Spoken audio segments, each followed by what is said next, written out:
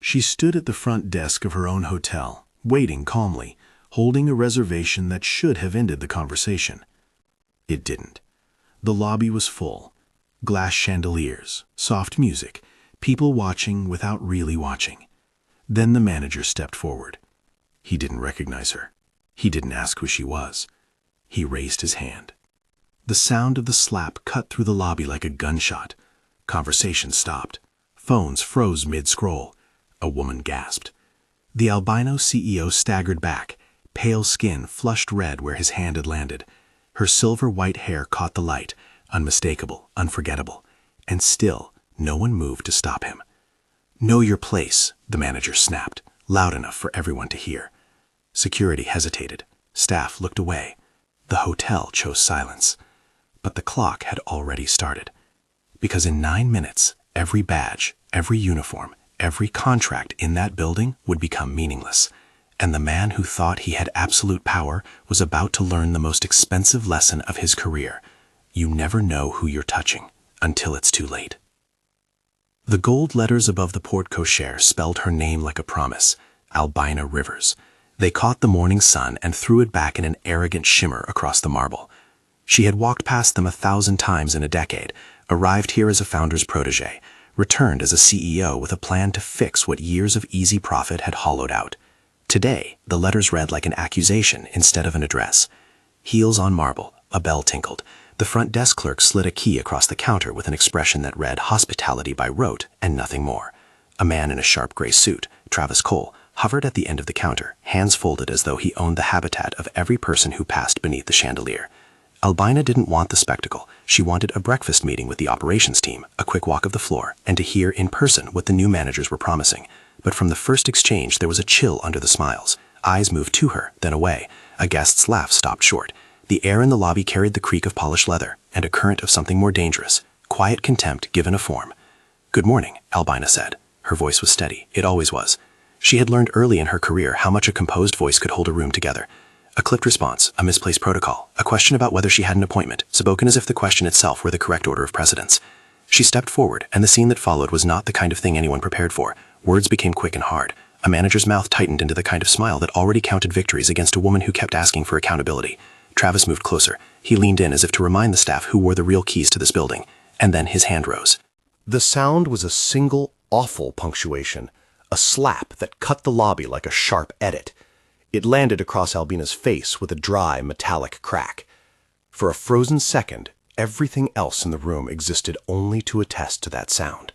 Ticking clock, the clink of a spoon against china, a child's instigated squeal.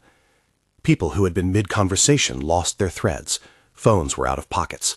A guest's jaw slackened over a newspaper. Albina tasted metal. She felt the shock travel through her skull and slow into a cold, precise clarity. The world became small enough for decisions. This was not a private rebuke. It was an act in public, meant to humiliate. It was a power move aimed at the person who, 3 months earlier, had announced a slate of reforms, new hiring protocols, review boards, an auditor to examine pay and promotion practices. Albina's presence in this lobby had been an inconvenient reminder of those changes. For 9 minutes, everything that followed would be decided. She did not fall apart. She did not deliver a speech. She straightened. Her left hand found the call button on her phone. Her right hand rested against the marble service counter, as though using the solidity of the hotel to steady herself. "Security," she said quietly into the phone, voice level but carrying a command. "Record everything, lock the systems, preserve all footage." A concierge murmured that he was calling the front desk surveillance team. Cameras had already turned to them, passers-by with phones, so there would be witness material. That mattered less than the raw files, the server footage that recorded before the phone started. The unedited timestamps were what separated a claim from a conspiracy. Within a minute, the lobby was the kind of controlled chaos a corporation trains for and rarely experiences. Heads bent over screens, security guards switching to manual recording, the manager who had struck her starting to bluster, and 2 uniformed staffers shrinking into the background, arms linked to block exits. Names were being spoken into phones. The hotel had lawyers on retainer, crisis PR on a card in the top drawer, and a CEO who had to choose between spectacle and responsibility. Albina's decision had to be both visible and defensible, an action that would neither be interpreted as vengeance nor allowed to be framed as a cover-up. Her first order was narrow and surgical. "I'm closing the lobby," she told the operations lead who had appeared. "All guests in the public areas must be accommodated quietly. No incoming guests to be accepted at the desk. Security to escort on-duty staff to the conference room. Human resources and legal on-site in 10 minutes. Her tone left no room for negotiation. People moved, phones continued to record. The hotel's day went on. The building did not close to the public, but the interaction she would not let stand was being isolated. Minutes pressed through her like cold water. She had been slapped as a person. She now had to respond as an executive whose obligations were to the company, the staff, the guests, and to a truth that could not be reduced to a single viral clip. She knew that actions taken in the first minutes afterwards would define every narrative that followed. She instructed security to secure the raw footage. Copy everything, she said. Make 2 separate backups. Leave the originals untouched. Chain of custody. The words came from a lawyer who had trained her on crises, and from a woman who had learned how easily a story could be edited into a different weapon. A guard blinked. Chain of custody? Documented. Time, names, who touched the files, who moved them. Her voice was a ledger, methodical. Alicia Ramos on the line in 3 minutes. Connect me. Alicia was her counsel, direct and implacable. When Albina had been promoted to CEO, she had insisted on a counsel who would not be dazzled by the practicalities of hospitality, but who could get into the weeds of corporate law and civil rights when necessary. Alicia answered on the second ring. Tell me everything, Alicia said, before Albina finished explaining. Albina spoke in tight sentences. Whose hand, the public record, the witnesses, the precise directives given. Alicia's questions sharpened the delineation between what would be defensible and what could be manipulated. Don't do anything reckless, Alicia said. Don't release a statement until we have unedited copies. Call your HR head. Have security collect IDs of everyone on shift. Record them leaving. We preserve evidence and we preserve process. Albina heard none of the staccato fury that sometimes braided into legal counsel. Alicia was calm and forward. The advice was not about optics. It was about maintaining a chain so ironclad that no smear could wedge itself into the seams. Inside the next few minutes, the immediate staff, those at the counter, a housekeeper pausing with a cart nearby, a porter, were escorted to a conference room. HR began to take notes. A surveillance tech called out timestamps and camera numbers. Someone fetched a plastic crate to collect phones and turn them over into a secure container. Protocols mattered now like prayers. Gloria Watkins was pushed forward by a duty she had carried for longer than most people had been alive. She had started at the hotel when the chandeliers were still new, and the staff roster had been smaller and less guarded by lawyers. Her hands were rough, the kind of hands that knew where a seam of an old carpet would hide a dropped earring. Her eyes held a steady witness. She had kept a ledger, a green-lined notebook no one had thought to look at. Names, dates, instances where policies had been bent and fines owed to dignity had gone unpaid. Gloria's notebooks were not just memory. They were a slow accumulation of patterns, years of offhand directives, of promotions that skipped over black staff, of phrases in staff meetings that were shrugged off as culture but cut like knives. She had kept them because no one else had seemed to be keeping track of what hospitality cost the people who did its labor. When the conference room filled with faces, Gloria set the notebooks on the table like an offering. Her voice was low, and for someone who had worked behind the scenes for decades, the decision to speak now took a kind of courage that did not make noise. I kept everything, she said, through a mouth that had whistled at steam and scrubbed at stains for 35 years. If you want to know how it's been, look. Jordan Pike, the front desk clerk who had slid that key across the counter earlier, stood a little apart. He was young, his shirt still pressed with the hotel's logo, hands clumsily holding a USB stick like a lifeline. He had been on night shift twice when a certain manager's texts came through, the language casual but instructive. Jordan had saved the raw files off the desk camera one night, copying them to a drive because he felt the injustice with the immediate clarity of someone who had been told to put someone in their place. I kept the raw footage, Jordan said. I put it on a drive and He swallowed. I didn't think they'd ever need it, but I've got it. Those two are the sort of witnesses an institution under pressure learns to fear. The one who has recorded the rhythm of a workplace with a pen, the one who kept a small copy of a small truth. Evidence takes many forms: paper, pixels, and the kind of human ledger that knows faces, dates, and the quick slide of power. Alicia arrived in person to the conference room on the 6th minute, having cut through traffic because crises measured in minutes more than hours. She looked at the notebooks, the drive, and the security text with the assessment of someone recalibrating a chessboard. Don't let anyone touch these until I say, she instructed, pointing at the drive. We photograph everything in place. Then we create 2 mirrored copies. We log chain of custody starting from now. and no statements until we control the narrative. Albina watched Alicia move through the room with a surgeon's focus. She had always relied on counsel to parse the narrow path between decisive action and imprudent theatrics. She wanted the staff removed from the lobby not as an act of retribution, but as an act of separation, a way to stop the spill, to buy time to determine what was criminal versus what was bad policy. But even the ethics of separation carried legal implications. Alicia's eyes held that balance. "You plan to fire everyone?" someone in the room asked, the question sharp and incredulous. Albina's jaw tightened. Tradition held that mass termination was theater, one that could be portrayed as overreach. The press could say she had overreacted.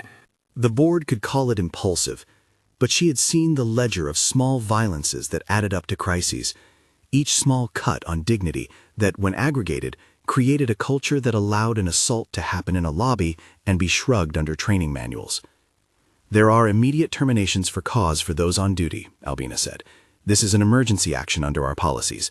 HR and legal will document. Severance and exit procedures will be offered where required. This is not summary vengeance. It is action proportionate to the evidence and to protecting guests and staff while we investigate." 9 minutes since the slap. Her finger pressed the timeline inward. Decisions had to be visible to the public, defensible to the board, and anchored in the kinds of records that could survive a smear. Security escorted the on-duty staff from the lobby. ID badges were turned in, bags were logged. The hotel's HR director read a brief script: reasons under review, suspension pending investigation, instructions for pickup of personal items. The hospitality of the building's facade was replaced by the industrious bureaucracy of documentation. There was an intelligence to how exits were made, calm, not humiliating, which would have been both cruel and strategically dangerous. Outside the conference room, in the administrative hall, Albina made another call: Marcus Chen, her COO. He had been a quiet force within operations. If anyone could translate a policy into the living practice of supply chains and schedules, it was Marcus. Albina gave him instructions like a captain setting a course: secure the servers, lock down the HR database, notify payroll, check required notices under state law for any employee suspensions, route all media queries to Alicia, and do not engage with anyone offering to clear this up quietly. There was a particular danger in the way people in positions of long privilege thought a matter could be handled privately: a token payment, an off-the-record apology, a satisfied smile. Albina wanted none of that. She wanted an inquiry that would be seen to be thorough, even and especially if it exposed institutional rot. By minute 8, the raw surveillance team had created a mirror. Someone with gloves had photographed the server rack, the cables, the timestamp on the unedited files. The text documented every hand that touched the drives. Someone emailed a read receipt to Alicia with the file hash. Later, an external forensics firm would be called in to validate that mirroring, but for now, the raw files were safe from the first opportunists who might want to reshape the sequence. Albina stood by the window of the conference room, looking down to the calle where the hotel valet moved cars like chess pieces. Her body stayed contained. Inside her head, barely audible to anyone else, a memory unfurled. Her aunt teaching her at a kitchen table to keep receipts and small notes of everything that mattered, because paper remembers what people want to forget. It was a brief ekphrasis, a childhood rhythm that hardened into a corporate tactic. She had not expected to be struck in her lobby. She had not wanted the scene. But the slap compressed years of structural disregard into a single, undeniable act. If the building's public image depended on the kindness of strangers and the polish of marble, then the building's truth depended on papers and pixels, and the willingness of those who had served to speak. Gloria's notebooks came into focus as artifacts. One of the notebooks opened at a page dated March 1998, notes about a manager's comment that certain employees didn't fit the look for a promotional campaign. Another note, 2011, a complaint filed that went nowhere. A scribble in 2016 referenced at an internal memo that had shifted room assignments to favor contractors with connections to a certain board member. Gloria had circled a line in purple ink and written, "They told me to smile, not to ask why. People told me to keep it small," she said quietly, as if reciting a litany, "but I wrote things down." Her handwriting could be halting, but the pattern was clear. Small injustices, recoded as policies, repeated enough to become a culture. Jordan handed the USB drive to Alicia with hands that trembled a little less than when he had first placed it on the table. "It's raw," he said. "I didn't let management overwrite the auto-recording. I labeled the files the nightstamp showed. The dates are there." Alicia plugged it into a secure laptop. The file names flashed with timestamps. There were gaps where footage had been overwritten earlier, standard storage protocols, but the window that captured the slap remained intact. It included audio, The laughter of a guest in the background, the click of a newspaper turning. The recording had a particular truth to it, an angle that made the manager's motion and the CEO's reaction both undeniable. Albino watched the footage for the first time with a group of people who had come to act and not to gawk.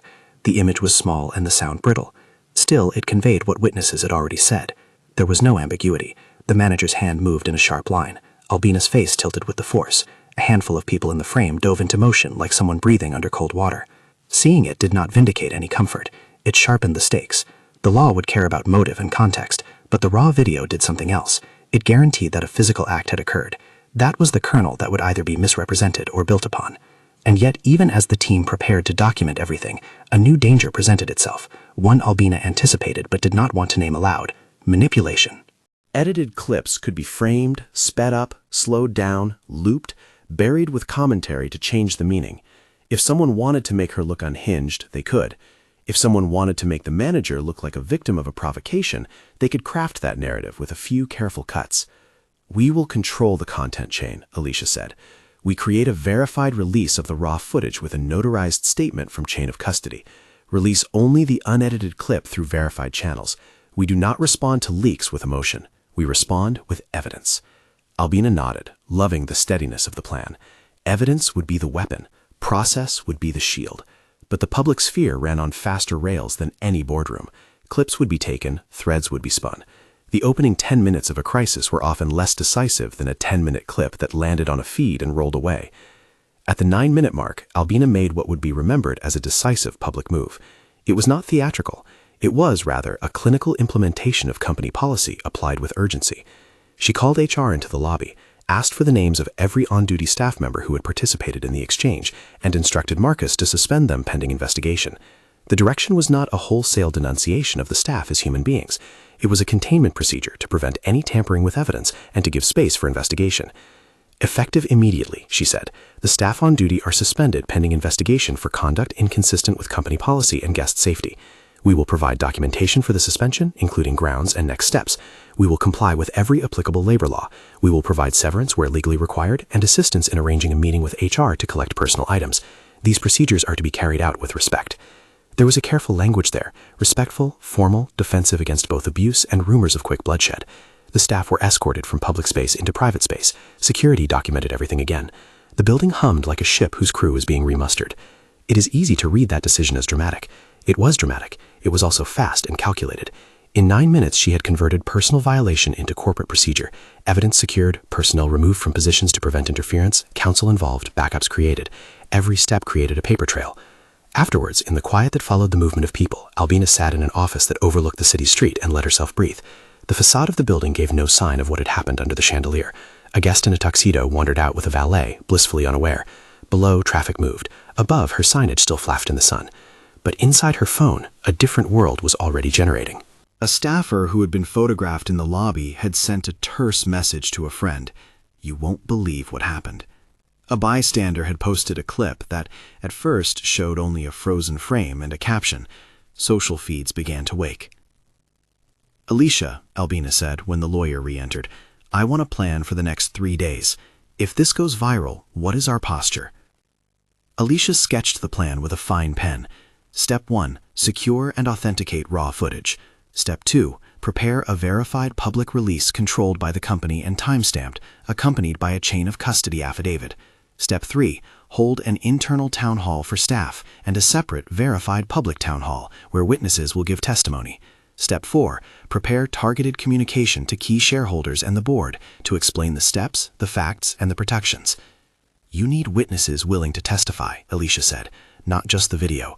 Witnesses who can speak to the pattern. Gloria's notebooks are helpful, Jordan's files are helpful, but we will need to make sure everything meets evidentiary standards." Albina understood what Alicia meant. Evidence alone does not narrate culture.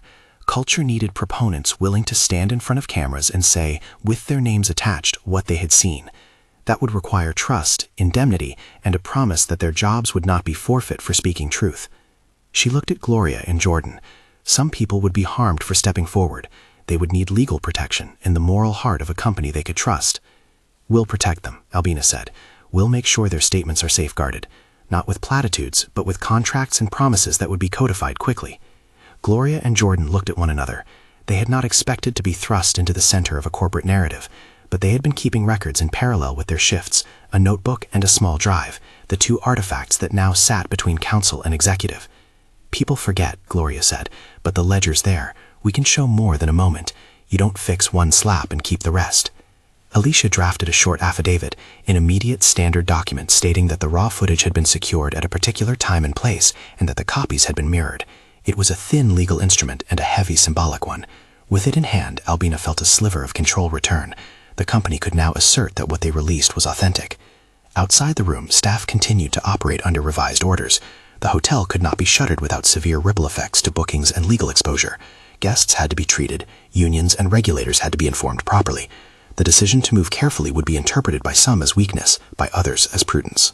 As the morning turned toward noon, a member of the founding family, someone who for decades had lent both cash and an old surname to the property, called. Eleanor Briggs's voice was threaded with concern and a thin reserve that had long been a defense mechanism for the family's public reputation. "You need to be careful," Eleanor said. "We can't have this turn into a spectacle. The shareholders will be nervous." Albina heard the caution, but also the subtext, the family's position, their historical influence, and their fear of anything that might tilt revenue models or brand image. It was the first of several pressures she would receive that day, careful counsel from those invested in continuity. Albina did not flinch. "We will follow the law and our policies," she said. "We will be transparent within the bounds of counsel. The priority is safety, truth, and a thorough investigation." There was a pause on the line as Eleanor parsed the language. "I'm not saying hide anything," she said finally. "Just be measured." Meantime, someone in the hotel's media relations sent out a short factual statement drafted by Alicia, an acknowledgement that an incident had occurred, that raw footage had been secured, that an internal investigation had commenced, and that the company would release verified footage when appropriate. It was minimalist. It struck the right balance between apology for any distress and a refusal to let rumor define the response. Albina knew statements could be manipulated. She also knew silence would be filled by someone else's narrative. The team moved with the economy of people who understood that in public crises, the vacuum is never neutral. By late afternoon, the first ripple of social media had arrived, a clip uploaded from a private phone that showed a blurred moment of the altercation. It did not show everything. Angles were missing, audio clipped, but the bite was enough to send the image to feeds.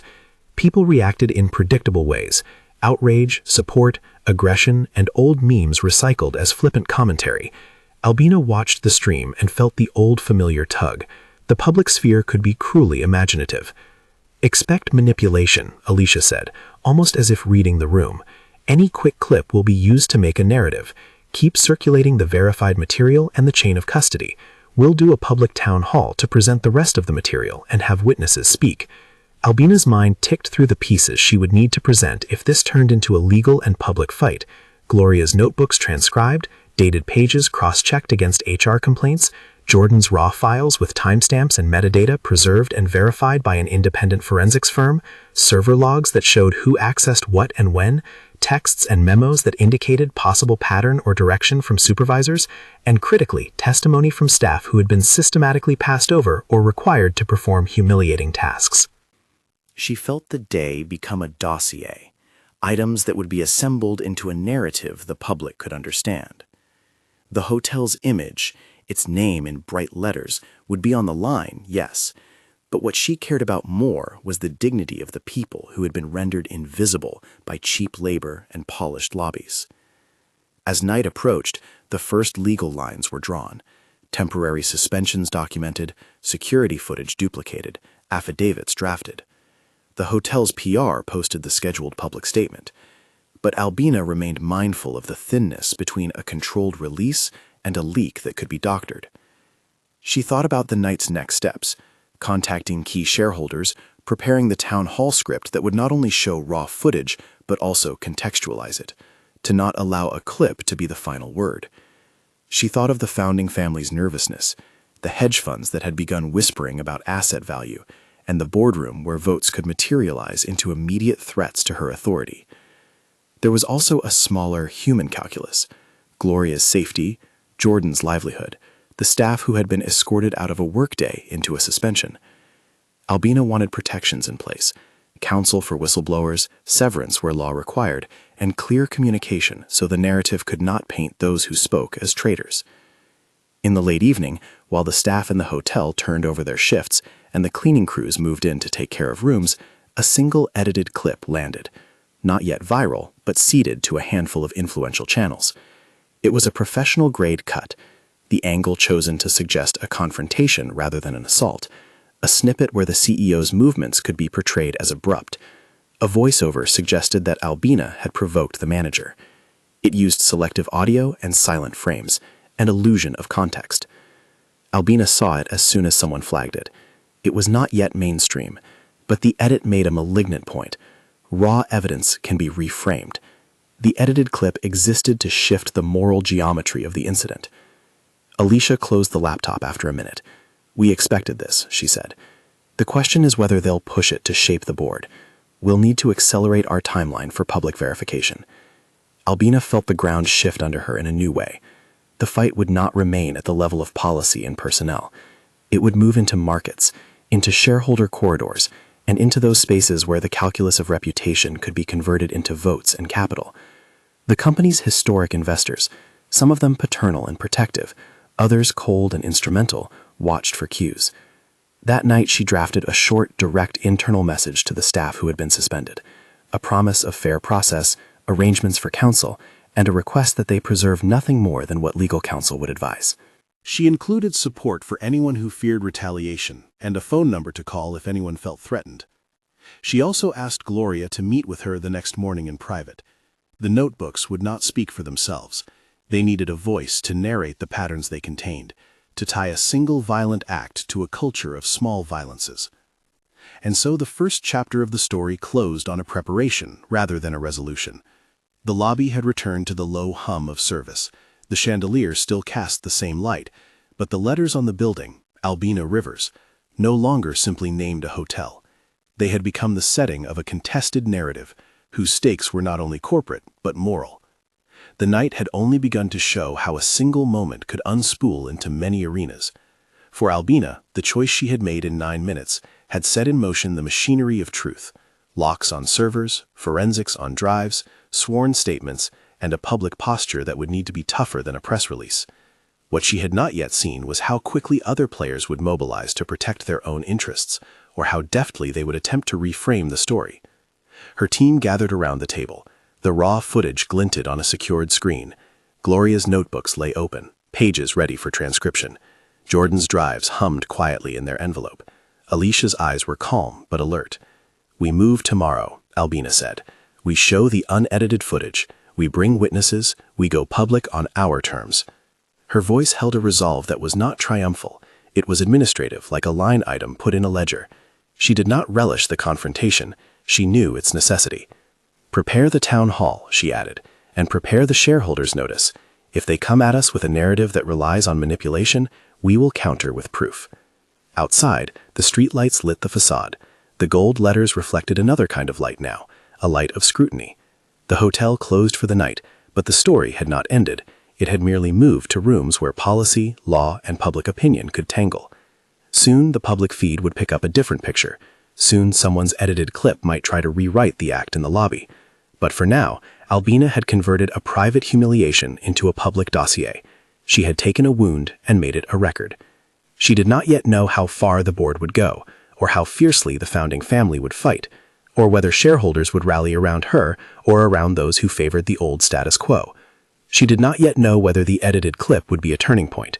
She only knew that what she had done in 9 minutes, ordered the suspension, secured the files, gathered witnesses, had shifted the locus of power from the lobby to a place where documentation and legal care could matter. And for Albina, that mattered most of all. Comment where you're watching from and subscribe to follow the full story unfold. The night stretched thin with potentialities. In the dim conference room, Albina reviewed the evidence once more. Timestamps from the surveillance, a list of names written by Gloria across a half-dozen pages, Jordan's small encrypted drive, and the thread of a 2019 internal memo that Gloria had underlined in purple. The memo, dated May 2019, referenced changes to room assignments and contained language that could be read as a roadmap for privileging certain contractors. It was bureaucratic and damning in the way red tape sometimes was. Small, procedural moves that altered lives. Alicia recommended they get the 2019 memo formally logged in their investigation. Marcus began a checklist of operational items: which systems needed external forensics, who would be assigned as point person for press, and who would make sure the staff who came forward did not face retaliation. As she sat by the window, Albina allowed herself a quiet, private thought. This was not about punishment. It was about the dignity of people who had endured small systematic wrongs. It was about whether a brand would be allowed to mask systemic harms behind polished surfaces. It was about whether a CEO named on the building could be treated as less than the dignity her own name implied. Outside, an edited clip began to circulate more widely than anyone had hoped. The board's phone lines lit up with calls. The founding family's representative left a message requesting an immediate briefing. And somewhere, an email thread that would later be important began to form among hedge fund representatives who watched the hotel stock with a predator's patience. Albina stood, buttoned her coat, and looked at the team assembled around the table. The mood was not triumphant. It was not shattered. It was focused. In the early hours of a long fight, the first moves had been made. When the first wave of commentary reached the hotel's inbox, an opinion column that spun the edited clip into a question of leadership, a social thread that mischaracterized the footage, the plan that had been forged in the first 9 minutes began to prove itself essential. Evidence meant an anchor. Process meant a shield. The story would not be settled by a snippet of video. The chapters ahead promised harder tests, a smear campaign that could be coordinated, pressure in the boardroom to sideline the CEO, and a public that decided faster than any committee. Albina had a strategy, witnesses, and a counsel ready to contest any distortion. But she also had to prepare for the theater of power, where votes, money, and reputation moved like weather. In the early dawn, the unedited files sat on mirrored drives in a locked forensic lab. Gloria's notebooks lay beneath a lamp waiting for transcription. Jordan texted a short message of relief that he had done what felt right. Alicia drafted an outline of a town hall where the public would see the unedited footage, hear testimony, and have questions answered. The fight had begun in a lobby with the sound of a hand against skin. It would now be fought in documents, in sworn statements, in shareholder halls, and, most perilously, on screens where narratives could be spun, edited, and reshared. Albina knew the risks. She also knew that doing nothing would be worse. The choice she had made in 9 minutes was not a dramatic flourish. It was a commitment to a process of accountability. The path forward would not be easy. It would be public, legal, emotional, and messy. It would require courage from those who had been quiet for too long. She looked down at her hands. They were steady. The city outside kept its rush. The hotel's gold letters gleamed on.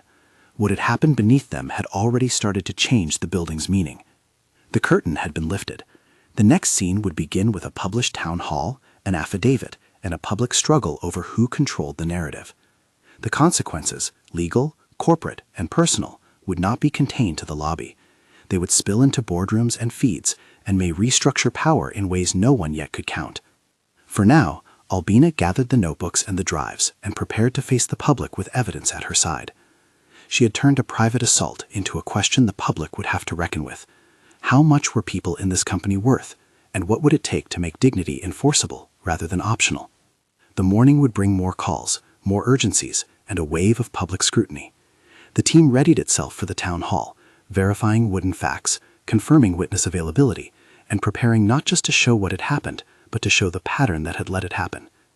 As she left the building at a late hour, the signage above the door reflected the streetlights and the first crack of headlines forming in the pre-dawn. Albina touched the metal letters with a fingertip and thought of the ledger her aunt had taught her to keep. She had translated that childhood lesson into corporate stewardship.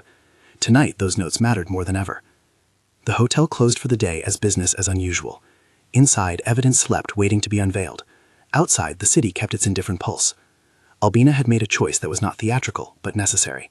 The coming hours would test whether transparency, law, and steadfastness could prevail in a world where a few edited seconds could reshape a truth. She would not back down. She would not run.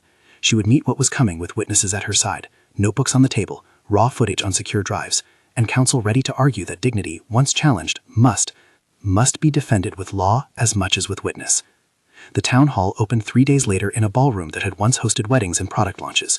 A stage was set modestly, a single long table, a bank of cameras, and chairs for the witnesses. The company's verified live stream banner ran across the bottom of the feed. Unedited, public town hall. Viewer counts climbed into the tens of thousands within minutes.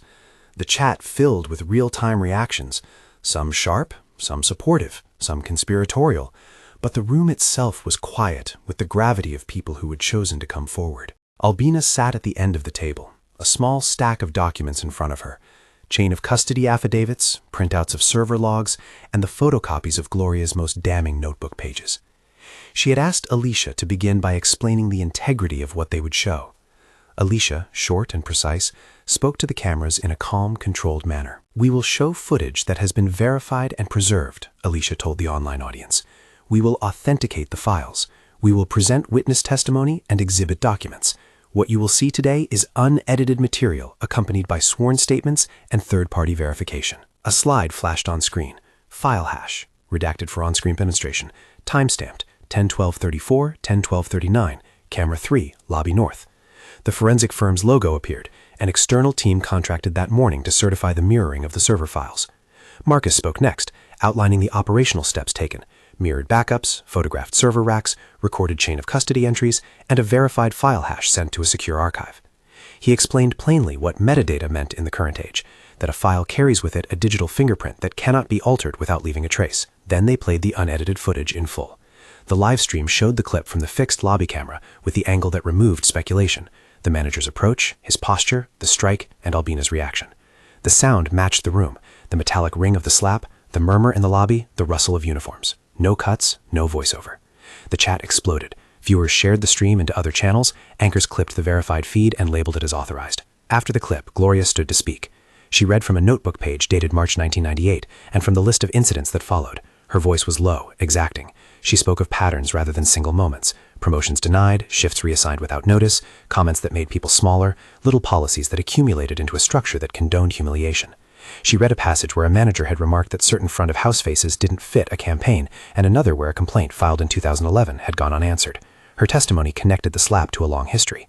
Jordan played the raw files he had kept: nighttime desk footage showing offhand instructions from the same manager, text that hinted at preferential treatment, and a short clip where the manager mocked an employee's accent. The room registered each item like a new notched tally. Each piece of evidence was small on its own, but together formed a pattern that was hard to deny. Alicia closed the public presentation by reading the chain of custody affidavit into the record, line by line. She explained that the mirrored drive had been forensically validated, that file hashes matched those archived by the third-party firm, and that any subsequent edits could be forensically identified. When she named the edited clip that had circulated days before, she described what the forensics showed: altered frame rates, missing audio channels, and concatenated sequences designed to implicate Albina as provocative. The forensic report was technical, but it had an obvious moral thrust. Whoever had produced the edit intended to change perception. The live chat carried a tide. Small donors and neighborhood leaders messaged the company directly. Reverend James Marcus, a community leader who had been on the early list of people Albina asked to witness the town hall, spoke to the room about dignity, about the small violences that churches and community centers cataloged in their own records, and about the moral obligation institutions had to repair harm. Dr. Patricia Chen, a sociologist who had studied labor relations in hospitality, offered context that discriminatory practices often calcify into policy, and that undoing them required structural repair, not just apologies. Within hours, the verified town hall recording was being used by national outlets to contrast the doctored clip that had circulated. The viral smear still had life in niche channels, but the unedited evidence had shifted the mainstream narrative. People who had only seen the cut now saw the full scene. Public sentiment, always a feral thing, began to tilt. That same evening, the boardroom became a different kind of battlefield. Eleanor Briggs and several board members had convened an emergency call. Hedge fund representatives, those with a financial stake in the company's valuation, had been pressuring the directors to consider leadership changes. The founding family felt exposed and defensive. The edited clip had been intended to create doubt, to make Albina appear reckless, and to give the board a public reason to act. But Albina had not come unarmed. Throughout the day, her team had been quietly calling key shareholders, presenting the unedited materials, and asking for time. Alicia had briefed a coalition of institutional investors on the legal groundwork. that the company's charter included a seldom-used civil rights provision, originally adopted after earlier controversies in the chain's history. It allowed shareholders to suspend certain voting rights for anyone whose actions materially threatened the company's compliance with non-discrimination covenants. The clause, rarely invoked, existed precisely to address systemic harms the board had historically dodged. The hedge fund's initial posture was blunt: replace the CEO, stabilize the stock, and sell to a buyer they favored. The Family Foundings Council suggested a mediated settlement with gag orders that would bury the story. Eleanor's voice wavered between defense of the brand and the instinct to protect family legacy. But more shareholders were calling Albina directly now, asking for clarity and for proof that the company was addressing the deeper patterns Gloria had documented. Alicia's plan was surgical. She recommended a limited shareholder invocation, an emergency meeting called under corporate bylaws to address a potential governance crisis, with a narrowly tailored motion to invoke the civil rights provision and temporarily suspend the founding family's special voting rights, pending an independent review. It was not a coup, it was procedural leverage intended to remove the immediate ability of a bloc to dictate terms while an independent governance review occurred. This was a political move as much as a legal one. To succeed, Albina would need a majority of disinterested shareholders willing to suspend a traditional power structure for the sake of credibility. She began a quiet campaign: phone calls, private screen share sessions to show the notarized footage, and a frank outline of the governance reforms she would propose if the motion passed. An independent oversight committee, an external audit of hiring and promotion practices going back a decade, and expedited protections for whistleblowers, including guaranteed counsel and non-disciplinary policies for those who spoke truth. Community leaders and several institutional investors, sensitive to the reputational risk and to the long-term business case for ethical governance, began expressing support. Small shareholders, reading the unedited town hall and Gloria's notebooks, messaged in, many urging the board to choose accountability over brand polish. A few hedge fund voices remained hostile, arguing for speed and profit. The tension escalated into a scheduled emergency meeting later that week. Meanwhile, the company's internal forensics had turned up a troubling thread that sharpened the legal stakes. Server logs revealed a sequence of access events centered on a narrow window the night before, attempts to overwrite camera cache files, followed by a partial deletion sequence where file pointers had been changed and the recycle bins emptied. The timestamps correlated to a badge swipe that record showed been used by the lobby manager, Travis Cole, during the exact span when the overwrites occurred. Where the edited clip originated remained murky, but the evidence displayed a clear attempt to tamper. Alicia briefed the local prosecutor's office with the chain of custody documentation and the forensic report. The language in the report was technical but devastating: metadata inconsistencies, a clearing of temporary files, and a pattern suggesting intent to alter the record. The prosecutor, faced with clear probable cause for an assault allegation bolstered by attempts at evidence tampering, authorized an arrest warrant. The warrant cited assault and obstruction as the basis for the action. On the morning of the shareholder meeting, there was a push of adrenaline through the organization. Reporters set up outside the downtown building. The founding family released a carefully worded statement questioning the process but promising cooperation with the investigation. Grassroots activists organized outside with signs calling for accountability. Inside, the board meeting was thick with legal counsel and debate. When the vote occurred, it was not theatrical. Shareholders were polled under the bylaw procedures, proxies were counted, and the motion, narrowly worded, invoking the Civil Rights Clause, carried. The result suspended the founding family's special voting rights temporarily and placed the proposed sale plan on hold pending an independent governance review. It was a procedural rebuke with immediate consequences. It removed the family's unilateral ability to shape a settlement or force a sale that might have buried controversy for short-term gain. News of the vote rippled quickly. It was not a personal triumph, it was a recalibration of institutional power. The company announced the vote and the steps it would take to reform governance: creation of an independent oversight committee with outside experts, an expedited timeline for the external audit, and immediate protections for whistleblowers. The language was sober, framed as necessary to restore trust. Within hours of the vote, law enforcement executed the arrest warrant for Travis Cole.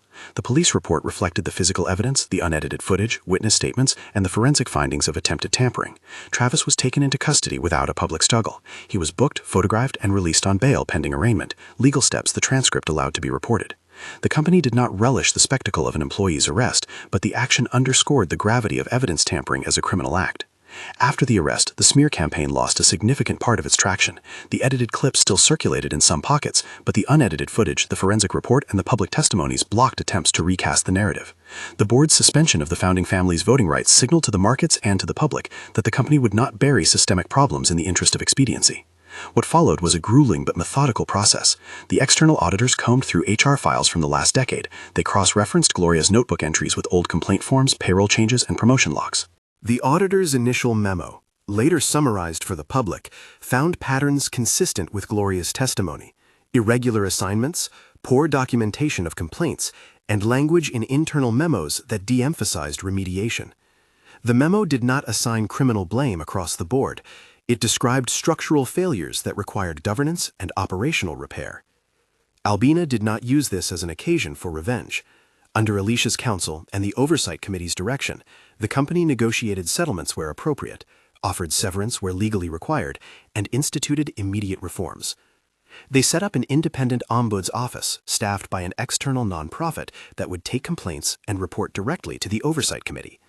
They implemented a whistleblower fund to ensure employees facing retaliation had access to counsel. They restructured hiring panels to include community representatives and set measurable diversity and equity targets for promotions. One of the reforms was symbolic and substantive. Gloria Watkins was offered a newly created position as Senior Advisor for Employee Dignity and Institutional Memory. It was, in some ways, a role the hotel had never imagined it would need to write into its org chart, a position that carried a budget and a mandate to audit frontline practices, to sit on hiring panels, and to lead a permanent cultural safety training program. Gloria accepted with a tempered fierceness. She would not be tokenized. Her notebooks were digitized and archived as part of the company's record, with redactions where necessary to protect privacy, and used as training material to show how small slights accumulate into culture. Jordan was offered a position in the newly formed Integrity Unit. The company promised legal protections and an explicit pathway for employees who came forward to be protected from retaliation. Marcus oversaw operational reforms, checklist audits for shift assignments, transparent promotion timelines, and required documentation for any deviation from standard staffing protocols. Training replaced the old polish and posture seminars. The new curriculum focused on dignity, bystander intervention, and equitable service practices. The legal settlements that followed with some staffers were confidential in specifics but public in principle. The company acknowledged failures in process, committed to financial remediation where appropriate, and agreed to fund community programs as part of a broader restorative plan. None of this was presented as a moral absolution. It was a step toward accountability. The founding family, for their part, accepted the oversight conditions to reinstate certain voting rights after a defined period and contingent on demonstrable reforms. The hedge fund investors, who had initially counseled removal, negotiated a seat at the oversight table in exchange for capital commitments to support the reform plan.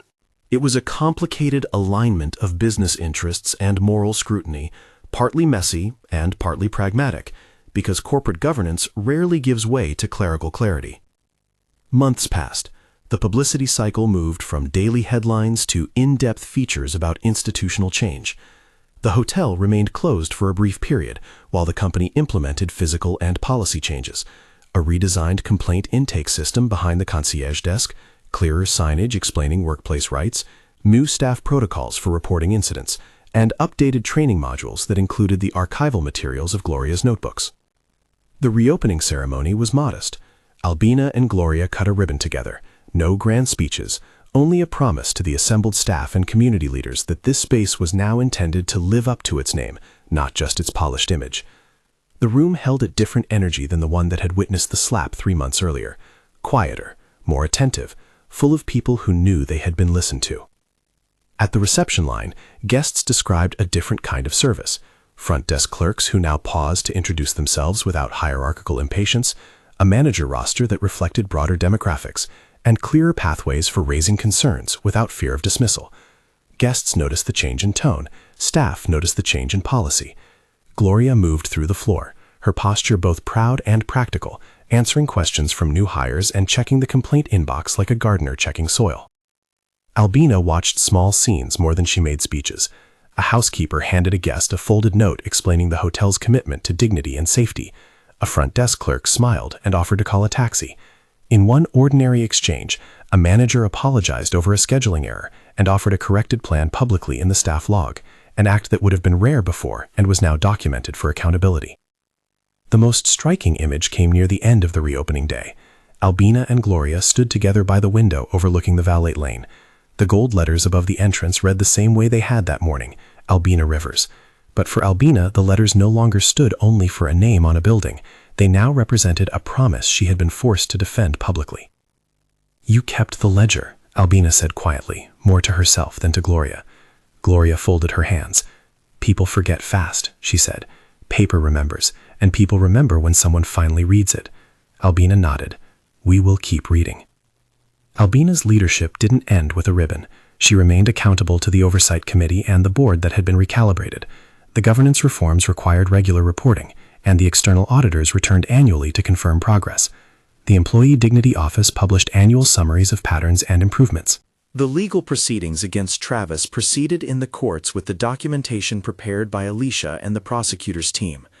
The company cooperated with law enforcement, but did not use the legal process as a public airing. The emphasis was on systems change rather than spectacle. Over time, the hotel became an institution that other businesses referenced when discussing corporate rectification. It did not become perfect overnight. Institutional habits do not evaporate with a single meeting or single hiring decision. But the day-to-day interactions began to prove that change was possible. Staff members who had once been invisible now had channels where complaints led to documented action. Promotion panels had community voices and transparent criteria. A whistleblower could file a report with confidence that it would be investigated by an external office. The last image of the sequence was not a headline or a legal filing, but a quiet routine. A child at the concierge desk, whose family was staying at the hotel, asked for a crayon, and the clerk, with a small smile, handed over one from a labeled box that also included a card explaining the hotel's reporting hotline in plain language for guests. The box was small, but it was a sign. Policies no longer lived only in binders on an executive shelf. They were folded into service, into the details. Albina walked the lobby one evening months after the incident. Her shoes did not click so loudly now. The sound had softened. She passed the front desk and saw Jordan, now part of the integrity team, gently coaching a new hire on how to escalate a customer incident. Gloria, making her rounds, tapped a tablet to sign off on a training checklist.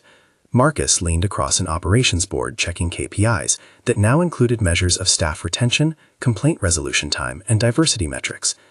She paused under the chandelier and looked up at the gold letters. The building was the same. The name read outward to the street. But something within the steel and marble had shifted.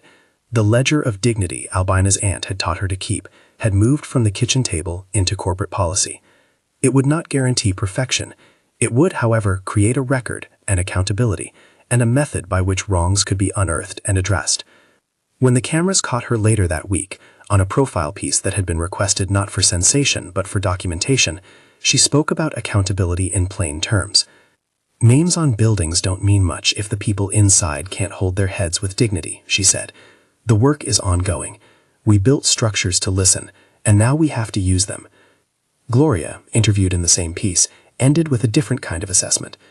"It took a slap to start the conversation," she said, "but it took a ledger to keep it honest.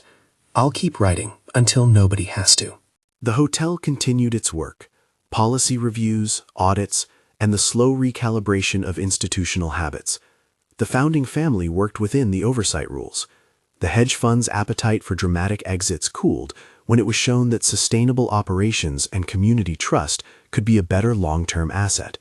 The smear campaign's edited clips circulated in corners of the internet, but they no longer reshaped the public picture in the face of verified evidence and sustained reform. In the weeks and months that followed, other companies called to ask how the process had been structured. Albina agreed to share lessons in forums about corporate accountability, always careful to frame the conversation not as a tale of triumph, but as a template for institutional humility and repair. She kept Gloria at her side for those conversations, because the ledger, the witness, and the body of lived experience had been the root of the change. The final scene of the story was simple and human. Albina and Gloria stood together in the lobby one quiet morning, a guest approaching to ask for directions. Gloria smiled and answered. Albina watched and felt a small, contained satisfaction that was not triumphant, but necessary. The gold letters above the entrance caught the morning light, and this time Albina felt their promise was held by many hands, not only by a name. If you were moved by this story, like the video and subscribe for more in-depth narratives. Check the 2 videos on screen next for related stories of institutional change and courageous whistleblowers.